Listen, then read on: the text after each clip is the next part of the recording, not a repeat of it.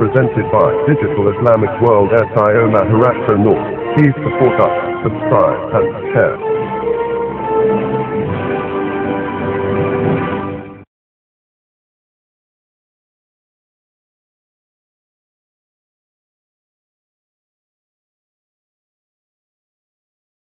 اعوذ باللہ من الشیطان الرجیم بسم اللہ الرحمن الرحیم قال اللہ تعالیٰ فی کلام المجید والفرقان الحمید ربی اشرح لی صدری ویسر لی امری واحلل عقدۃ من لسانی یفقہوا قولی ربی یسر ولا تعسر وتمم بالخیر قل ان کنتم تحبون اللہ فاتبعونی یحببکم اللہ قال رسول اللہ صلی اللہ علیہ وسلم ید اللہ علی الجماعت ومن شذ شذ فی النار صدق اللہ العظیم صدق مولا الکریم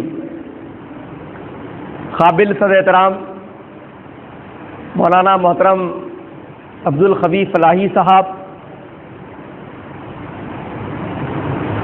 اور شاہین صفت نوجوان ساتھیوں، السلام علیکم رحمۃ اللہ وبرکاتہ۔ السلام علیکم رحمۃ اللہ وبرکاتہ۔ آپ لوگ ایک مرتبہ تھوڑا کھڑے رہ جائیے، صبح 9:30 بجے سے بیٹھے ہوئے ہیں آپ۔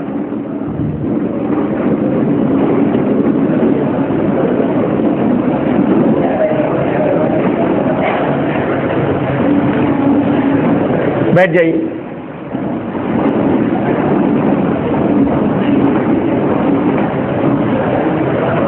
دوستو، مجھے آپ کے سامنے حب تنظیم کے عنوان پر کچھ باتیں پیش کرنی ہے۔ میں نے اس سے پہلے کہ اپنے ایک لیکچر میں آپ کے سامنے اس بات کو رکھا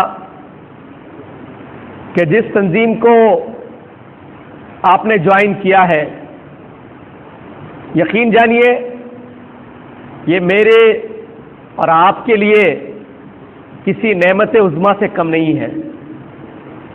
اس پر اللہ تعالیٰ کا جتنا شکر ادا کیا جائے اتنا کم ہے۔ اس لیے بھی کہ اگر میں اور آپ تنظیم سے وابستہ نہیں ہوتے، تنظیم سے نہیں جڑتے، تو پتہ نہیں ہم کہاں ہوتے، اور پھر وہ شعور جو تنظیم اور تحریک پیدا کرنا چاہتی ہیں، وہ شعور میرا اور آپ کا شاید بیدار نہ ہوتا، اور ہم کن کاموں میں منہمک ہوتے، ملوث ہوتے، اس کا بہرحال پتہ نہیں۔ اس لیے دوستوں، ہمیشہ مجھے اور آپ کو اس بات کا احساس جاگزی رہنا چاہیے کہ یہ تنظیم میرے اور آپ کے لیے نعمت عظمیٰ سے کم نہیں ہے۔ موجودہ حالات اگر آپ دیکھیں، ابھی مولانا خبیر فلاحی صاحب نے آپ کے سامنے تذکرہ کیا کہ موجودہ حالات خاص طور سے مسلم نوجوانوں کے لیے کیا ہیں۔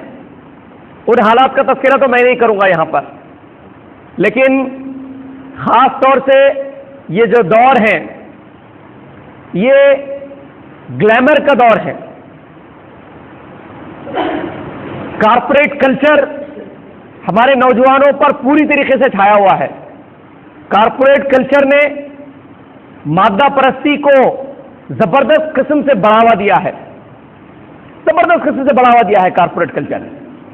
فحاشی عریانیت کا بول بالا ہے، چاروں طرف نظر دوڑائیے، دعوت عیش ہم کو ملتی ہیں۔ ایسے حالات میں اور آپ تنظیم کے کام کو انجام دے رہے ہیں، ان کاموں کو انجام دے رہے ہیں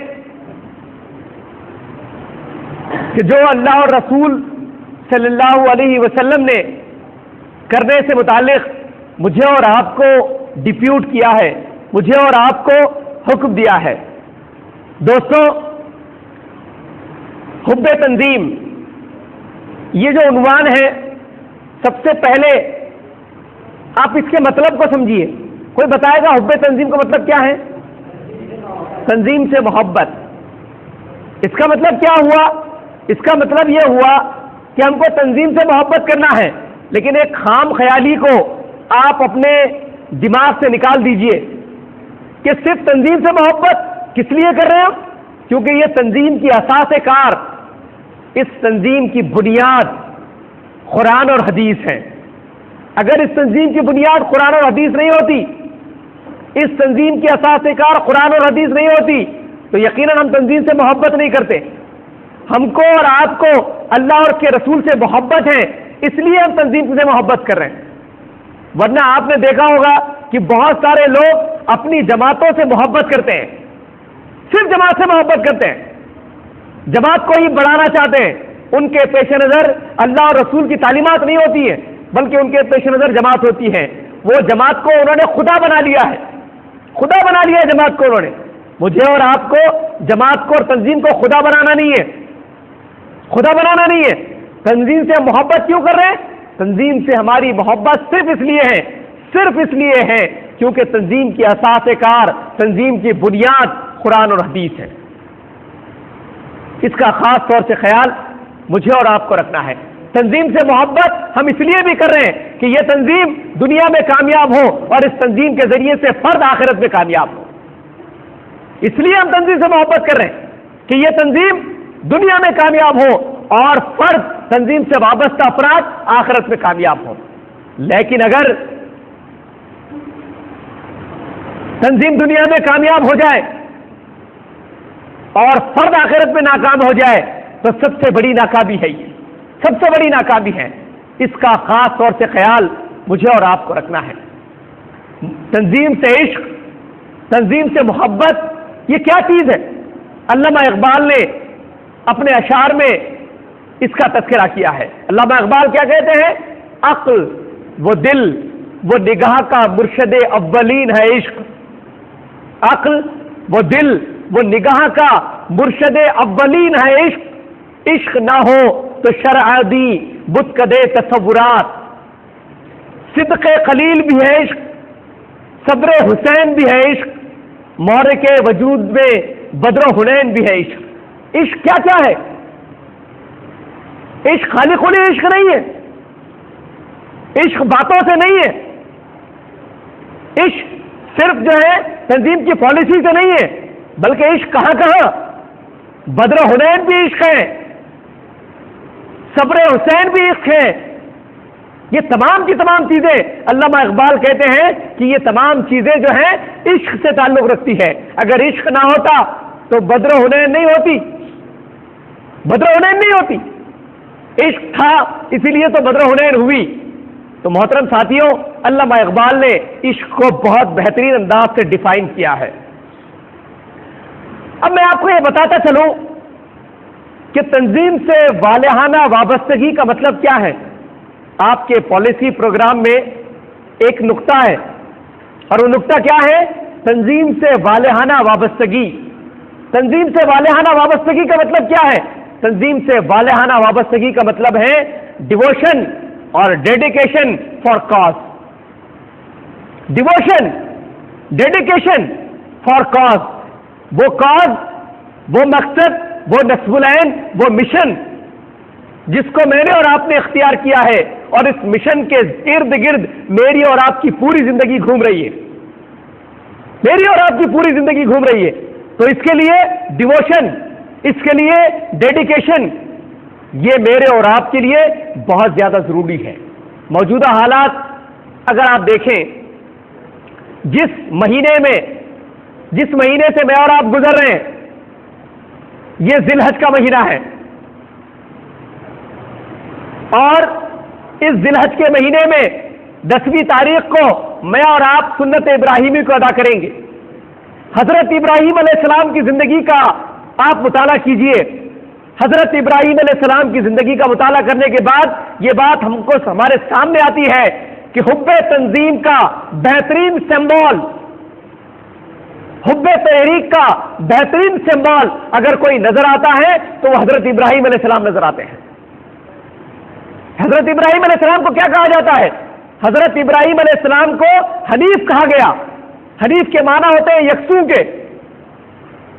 میں اور آپ نماز میں پڑھتے ہیں انی وجہت وجہہ للذی فطر السماوات والارض حنیف وما انا من المشرکین، کہ میں حنیف ہو گیا، میں یکسو ہو گیا۔ یکسو کس طرف ہو گیا؟ میں نے تمام چیزوں کو بالائے طاق رکھ کر، تمام چیزوں سے ہٹ کر میں نے اپنے آپ کو کس کی طرف رخ کر دیا؟ اللہ وحدہ لا شریک کی طرف۔ میرا رخ اس طرف ہو گیا جو کائنات کا رب ہے، تو حنیف اس کو کہتے ہیں۔ اور آپ پوری زندگی دیکھ لیجئے، پوری زندگی دیکھ لیجئے، حضرت ابراہیم علیہ السلام کی پوری زندگی حضرت ابراہیم علیہ السلام کی تنظیم سے محبت سے عبارت ہے، تنظیم سے محبت سے عبارت ہے پوری زندگی۔ جب بھی تحریک نے تقاضا کیا، تنظیم نے تقاضا کیا، حضرت ابراہیم علیہ السلام اس انداز سے آگے بڑھے اور ان مطالبات کو حضرت ابراہیم علیہ السلام نے پورا کیا۔ قرآن نے کیا کہا؟ وَإِذِ ابْتَلَىٰ إِبْرَاهِيمَ رَبُّهُ بِكَلِمَاتٍ فَأَتَمَّهُنَّ، ہم نے ابراہیم کو چند باتوں میں آزمایا اور ان آزمائش میں پورا اترے تو ہم نے کیا کیا؟ حضرت ابراہیم کو دنیا کا امام بنایا۔ تو دوستو، یہ امامت، یہ قیادت، یہ سیادت، یہ لیڈری کب ملتی ہے؟ جب آدمی اپنے آپ کو یکسو کر لیتا ہے، جب آدمی اپنے آپ کو یکسو کر لیتا ہے، اور جب آدمی یکسو ہو جاتا ہے تو اس کے بعد پھر وہ کیفیت ہمارے سامنے آتی ہے۔ تو حضرت ابراہیم علیہ السلام کی زندگی کو آپ پڑھیں، کمٹمنٹ کا سمبول، حب تحریک اور حب تنظیم کا سمبول حضرت ابراہیم علیہ السلام کی زندگی ہم کو نظر آتی ہے۔ مولانا مودودی علیہ رحمہ نے حب تنظیم سے متعلق کیا بات کہی؟ بہت پیاری بات مولانا مودودی علیہ رحمہ نے کہی۔ مولانا مودودی کہتے ہیں محض دماغی طور پر کسی شخص کا اس تحریک کو سمجھ لینا، اس پر عقلاً مطمئن ہو جانا، یہ پہلا قدم ہو سکتا ہے، لیکن یہ کافی نہیں ہے کہ ایک آدمی نے تحریک کو سمجھ لیا، اس کی دعوت کو سمجھ لیا اور عقلاً مطمئن ہو گیا۔ یہ اس کا پہلا قدم ہو سکتا ہے، لیکن اس سے کام نہیں چلتا۔ مولانا کہتے ہیں کہ جس تحریک کو میں نے اور آپ نے جوائن کیا ہے، اس سلسلے میں، اس کی دعوت کو پھیلانے کے سلسلے میں، اس کی تبلیغ کے سلسلے میں، اس کی اشاعت کے سلسلے میں، لوگوں کو اس تحریک کی طرف لانے کے سلسلے میں دل میں آگ بھڑک اٹھنی چاہیے۔ آگ، کیسی آگ؟ جیسے ایک بیمار بچے کو دیکھ کر، مولانا مودودی نے تحریک اور کارکن میں کہا، جیسے ایک بیمار بچے کو دیکھ کر ایک باپ کی آگ بھڑک اٹھتی ہے، وہ دیکھتا ہے، پریشان ہوتا ہے، وہاں پر وہ مشورہ نہیں کرتا۔ بیٹا بخار کی آگ میں تپ رہا ہے، بیمار ہے، پریشان حال ہے، تو باپ وہاں مشورہ نہیں کرتا، باپ وہاں پوچھتا نہیں۔ باپ کیا کرتا ہے؟ فوراً اپنے بیٹے کو کندھے پر ڈالتا ہے اور جو اچھا دواخانہ ہو سکتا ہے، جو قریب کا دواخانہ ہو سکتا ہے، اس دواخانے میں جا کر علاج کراتا ہے۔ کب؟ اس بچے سے محبت کے بعد یہ اقدامات ہوتے ہیں۔ تو مولانا مودودی کیا کہتے ہیں؟ مولانا مودودی علیہ رحمہ کہتے ہیں یہی آگ تحریک سے وابستہ افراد کے دلوں میں اٹھنی چاہیے، تحریک کو دیکھ کر، تحریک کے کاموں کو دیکھ کر، تحریک کو آگے بڑھانے کو لے کر۔ پیارے دوستو، میں آپ کو یہ کہتا چلوں کہ تمام محبتیں ہیٹ ہونی چاہیے۔ کس کے سامنے؟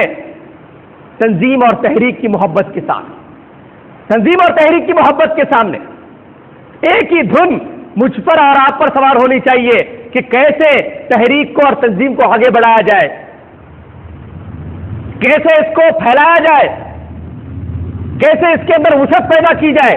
اس کی دھن مجھ کو اور آپ کو، مجھ پر اور آپ پر جو ہے وہ سوار ہونی چاہیے۔ سورہ توبہ میں محبت، تنظیم سے محبت کا، تحریک سے محبت کا ایک خاکہ کھینچا گیا ہے۔ میں اس کا ترجمہ آپ کے سامنے پڑھ کر سناتا ہوں، اس سے آپ کو اندازہ ہوگا کہ تنظیم اور تحریک آپ سے کیا چاہتی ہے، وہ آپ سے کیا تقاضا کرتی ہے، محبت کا تقاضا کیا ہے۔ سورہ توبہ آیت نمبر 24 میں اللہ تعالیٰ یہ بات ارشاد فرماتے ہیں، اے نبی صلی اللہ علیہ وسلم کہہ دو، اگر تمہارے باپ تمہارے بیٹے، تمہارے بھائی، تمہاری بیویاں، تمہارے عزیز و اقارب اور تمہارے وہ مال جو تم نے کمائے ہیں اور تمہارے وہ کاروبار جن کے ماند پر جانے کا تمہیں خوف ہے اور تمہارے وہ گھر جو تم کو پسند ہے، تم کو اللہ اور اس کے رسول اور اس کی راہ میں جہاد سے عزیز تر ہیں، تو انتظار کرو یہاں تک کہ اللہ اپنا فیصلہ تمہارے سامنے لے آئے۔ اور اللہ فاسق لوگوں کی رہنمائی نہیں کرتا۔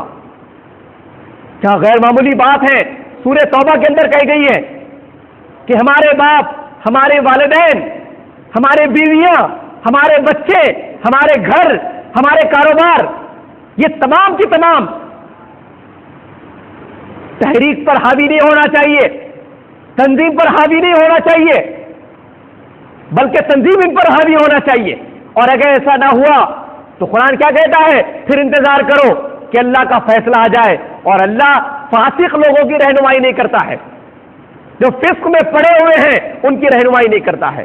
دوستو، ہم کو اس بات پر غور کرنا ہوگا، ہم کو سوچنا ہوگا کہ ہماری ترجیحات کا تعین ہم کو کرنا ہوگا۔ ترجیحات کا تعین میں کہہ رہا ہوں آپ سے، ترجیح اول تحریک سے محبت کا تقاضا کیا ہے؟ تحریک سے محبت کا تقاضا یہ ہے کہ ترجیح اول کیا ہو؟ ترجیح اول ہماری تنظیم ہو، اس کے بعد تمام کی تمام چیزیں وہ سیکنڈ اور تھرڈ اور فورتھ ترجیح کی حیثیت سے آئے گی۔ وہ چاہے ہمارا پڑھنا ہو، وہ چاہے ہمارا کیریئر ہو، وہ چاہے ہمارا کاروبار ہو، وہ تمام کی تمام چیزیں سیکنڈ درجے میں آئے گی۔ پہلے درجے میں اگر کوئی چیز رہے گی تو وہ ہوگی تنظیم سے محبت، تنظیم کے تقاضوں کو پورا کرنا۔ اس کی مثال میں آپ کے سامنے رکھتا ہوں۔ میں نے یہاں پر مثالوں کو پیش کیا کہ آپ کے سامنے ان مثالوں کو میں لاؤں جنہوں نے زبردست قسم سے تحریک اور تنظیم کی آبیاری کے لیے بہترین قسم کے کام انجام دیے، بہترین قسم کے کارنامے انجام دیے۔ میں سب سے پہلے صحابہ سے اس کو آغاز کرتا ہوں۔ سعد الاسود رضی اللہ تعالیٰ عنہ کا نام آپ نے سنا ہوگا۔ بہترین مثال تنظیم سے محبت کی، تحریک سے محبت کی، اسلام سے محبت کی ہمارے سامنے آتی ہے۔ تنظیم سے محبت کیا ہے؟ تنظیم سے محبت اسلام سے محبت ہے، تحریک سے محبت اسلام سے محبت ہے، تحریک اور تنظیم سے محبت اللہ اور کے رسول سے محبت ہے، اس کے علاوہ کچھ نہیں ہے۔ یہاں آپ دیکھیے سعد الاسود رضی اللہ تعالیٰ عنہ کا نام ہمارے سامنے آتا ہے۔ سعد الاسود کالے کلوٹے صحابی ہیں، کوئی ان کو شادی کی خواہش ہے لیکن کوئی لڑکی دینا پسند نہیں کر رہا ہے۔ اللہ کے رسول سے آ کر کہتے ہیں کہ اللہ کے رسول میں شادی کرنے کا خواہش مند ہوں۔ آپ ان کی سیرت کو پڑھیے، ایک زبردست گرمی ہم اپنے اندر محسوس کریں گے۔ اللہ کے رسول کے پاس آئے، کہا کہ اللہ کے رسول میں شادی کرنا چاہتا ہوں۔ اللہ کے رسول نے ایک جگہ کہا کہ جاؤ وہاں پر، وہاں گئے، پہلے منع کر دیا گیا لیکن شادی بعد میں طے ہو گئی۔ کافی طویل اور تفصیل سے واقعہ اس کو پیش کیا گیا سعد الاسود کا۔ اللہ کے رسول صلی اللہ علیہ وسلم نے جہاں روانہ کیا تھا، جس گھر کی طرف پیشاندہی کی تھی، وہاں سے آواز آئی کہ وہ شادی کے لیے لڑکی تیار ہے۔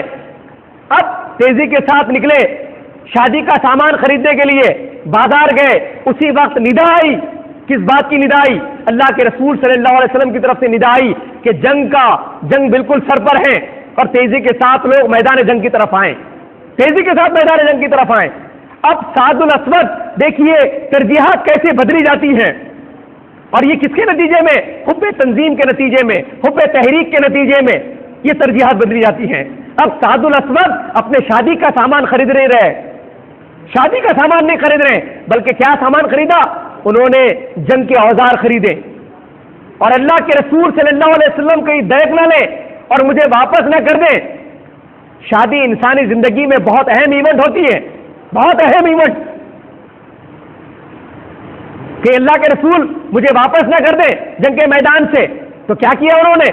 سعد الاسود رضی اللہ تعالیٰ عنہ نے اپنے چہرے پر کالا نقاب لگا دیا کہ اللہ کے رسول سے کہیں پہچان نہ لے مجھے اور مجھے کہیں کہ شادی کر کے آؤ، اور میری جو آرزو ہے، میری جو تمنا ہے شہادت کی، وہ کہیں ماند نہ پڑ جائے، میری آرزو ہے شہادت کی، کہیں میں اس سے پیچھے نہ رہ جاؤں۔ اس کے لیے کیا کیا انہوں نے؟ اس کے لیے انہوں نے کالا نقاب باندھا اور جنگ کے لیے چلے گئے۔ جنگ ہوئی، جنگ ٹھنڈی ہوئی، اللہ کے رسول جب دیکھنے کے لیے گئے تو دیکھا کہ سعد الاسود کی ناش بھی پڑی ہوئی ہے، سعد الاسود کی ناش بھی پڑی ہوئی ہے۔ اللہ کے رسول صلی اللہ علیہ وسلم کی آنکھوں میں آنسو آ گئے کہ یہ وہ صحابی ہے جو شادی کرنے والے تھے، شادی کی خواہش کو لے کر میرے پاس آئے تھے۔ دیکھیے اسلام سے محبت، تحریک سے محبت، اللہ کے رسول کی ندا سے محبت کتنی زبردست ہوتی ہے۔ ناش پڑی ہوئی ہے، اللہ کے رسول صلی اللہ علیہ وسلم کی آنکھیں نمدیدہ ہو گئی۔ اللہ کے رسول نے کہا کہ چلو ان کو لے کر دفنانے کے لیے چلتے ہیں۔ اب لوگوں نے دیکھا کہ اللہ کے رسول صلی اللہ علیہ وسلم پنجوں کے بل چل رہے ہیں۔ صحابہ نے پوچھا اللہ کے رسول آپ پنجوں کے بل چل رہے ہیں، کیا معاملہ ہے؟ اللہ کے رسول صلی اللہ علیہ وسلم نے فرمایا کہ سعد الاسود کی یہ ادا، اپنے آپ پر تحریک کو ترجیح دینے کی یہ ادا، تنظیم سے محبت کی یہ ادا اللہ تعالیٰ کو اتنی بھائی کہ اس وقت پوری ملائکہ ان کے جنازے میں شامل ہیں۔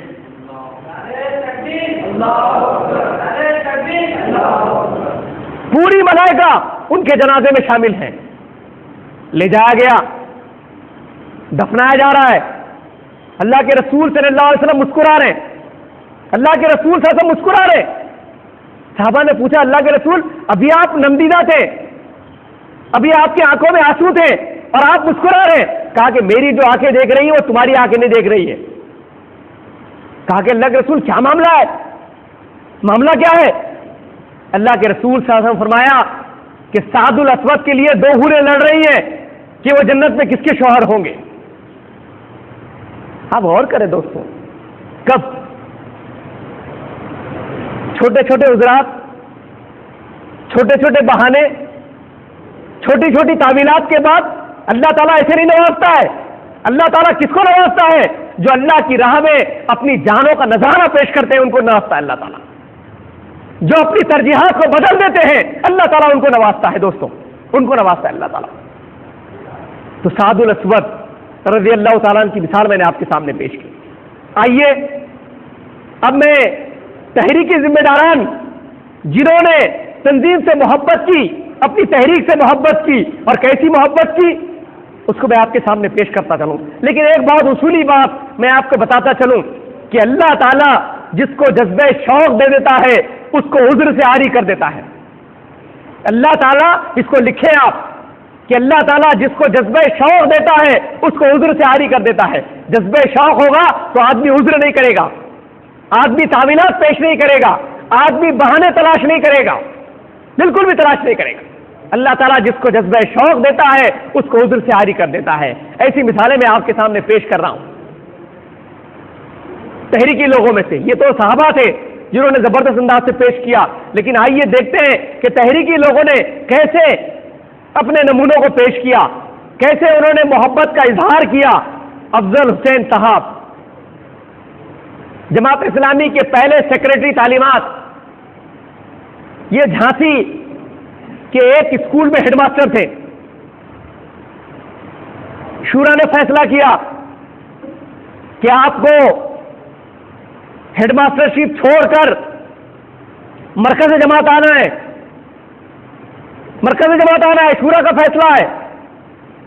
افضل حسین صاحب نے کیا کیا؟ افضل حسین صاحب نے استعفیٰ دیا اور کہاں آئے؟ مرکز آئے، سیکریٹری تعلیمات کی ذمہ داری کو قبول کیا، بہترین انداز سے کام کیا اور KG to 10 تک کا نصاب تیار کیا، دینیات کا نصاب تیار کیا۔ اس کے علاوہ بھی بہت زبردست کارنامے انجام دیے۔ دوستو، مولانا افضل حسین صاحب رحمت اللہ علیہ استعفیٰ دے کر آئے اور انتقال کے بعد گھر گئے،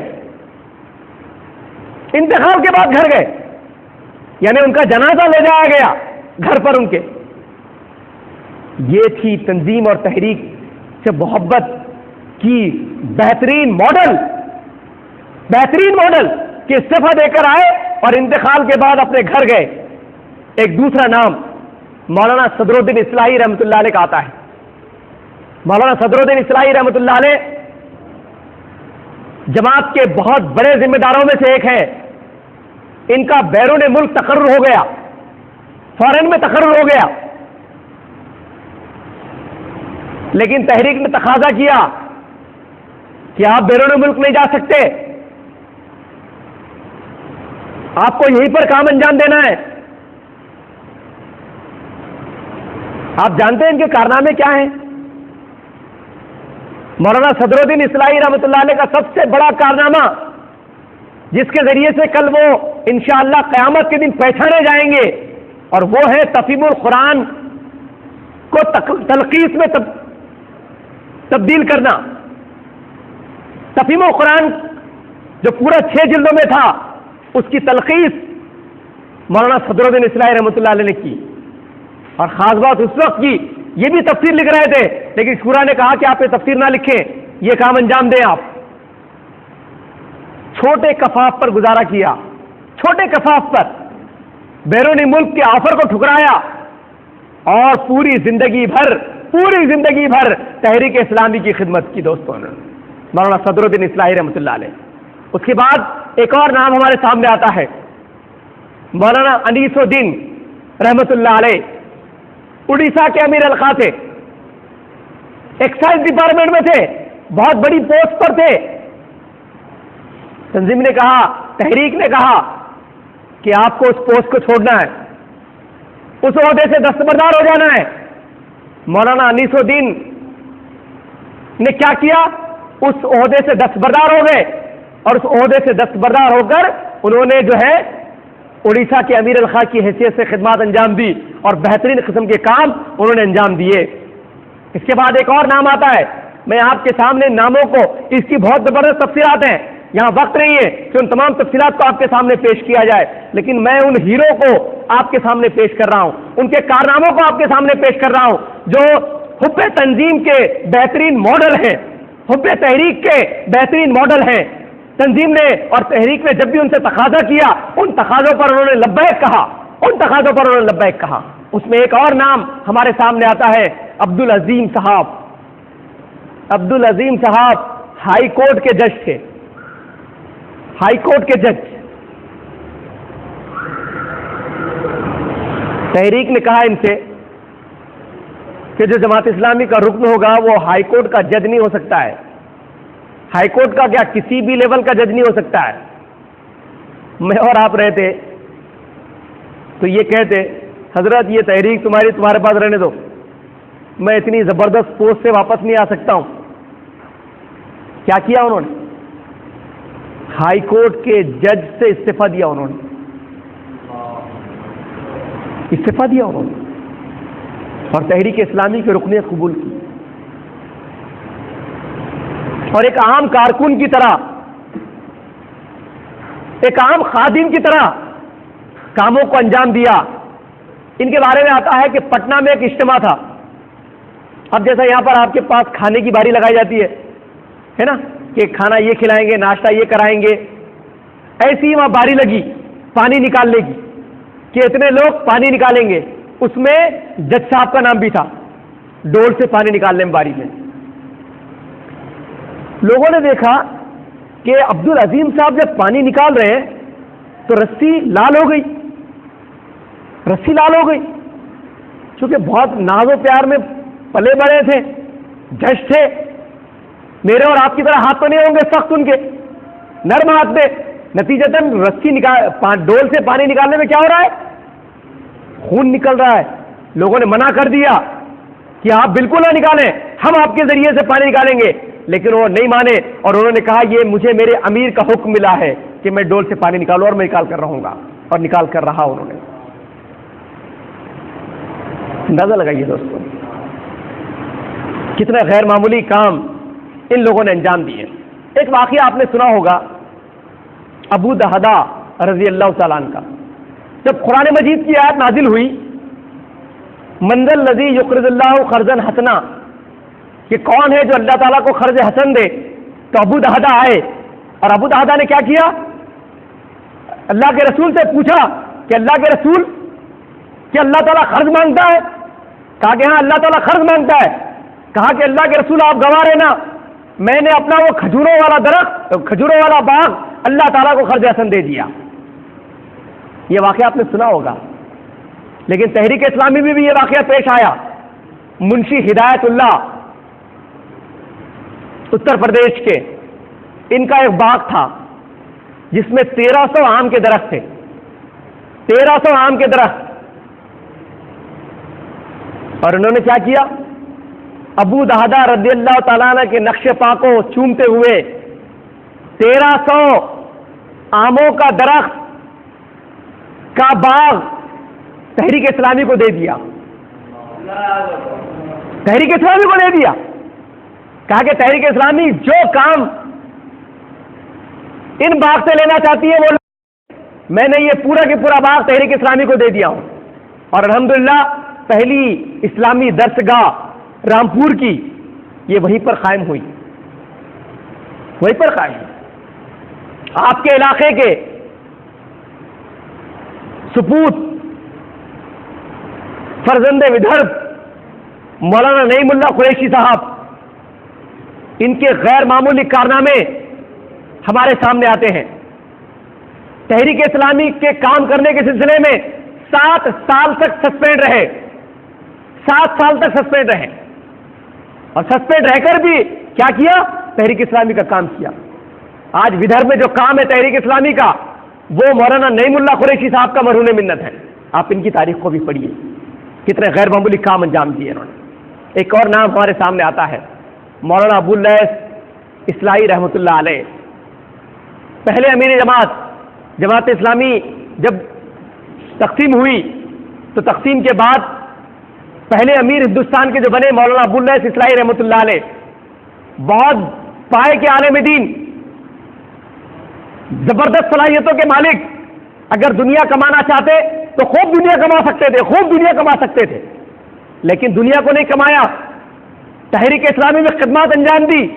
ان کے بارے میں ذاکر حسین جو ہمارے صدر جمہوریہ گزرے ہیں، آپ اندازہ لگائیے ذاکر حسین کا یہ اسٹیٹمنٹ ان کی پوری زندگی کو بتا دے گا کہ اتنی صلاحیتوں کے بعد، اتنی خوبیوں کے بعد دنیا کما سکتے تھے، لیکن تحریک اسلامی کو وقت دیا اور پوری زندگی بھر مرنے تک تحریک اسلامی کے بہترین خادم کے طور پر کام کیا۔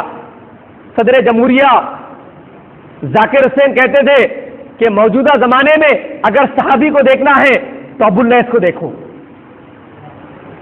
صحابی کو دیکھنا ہے تو ابو اللیث کو دیکھو رحمۃ اللہ علیہ۔ ان کی پوری سیرت آپ پڑھیے، رفیق منزل نے نعیم البدل کے نام سے ان کی پوری ہسٹری شائع کی ہے۔ آدمی روتا ہے، کب کبھی تاری ہو جاتی ہے کہ کتنے غیر معمولی لوگ تھے، یہ کتنے زبردست قسم کے لوگ تھے۔ دوستوں ایسی 50 نام میرے پاس اس وقت موجود ہے، 50 نام میرے پاس موجود ہیں، وقت نہیں ہے یہاں پر کہ ان کو آپ کے سامنے پیش کیا جائے۔ سوال یہ پیدا ہوتا ہے کہ اس کے تقاضے کیا ہیں، حب تنظیم کے تقاضے کیا ہیں؟ میں نے اپنی تنظیمی زندگی کے آداب میں اس کے تقاضوں کو آپ کے سامنے پیش کیا۔ اس کے تقاضے یہی ہیں کہ ہم اس کیمپ کو چھوڑنے سے پہلے یہ عزم لے کر اٹھے یہاں سے کہ انشاءاللہ العزیز میں اپنی صلاحیتیں، اپنا وقت، اپنا پیسہ، اپنا سب کچھ اس تنظیم کے لیے نچھاور کر دوں گا انشاءاللہ۔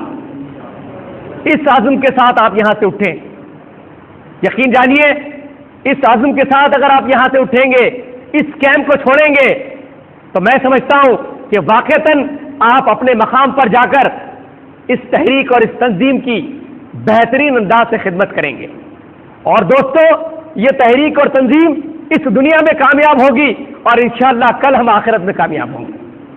اللہ تعالیٰ سے دعا ہے کہ اللہ تعالیٰ ان باتوں پر عمل کرنے کی توفیق عطا فرمائے۔ وآخر دعوانا الحمدللہ رب العالمین۔ السلام علیکم۔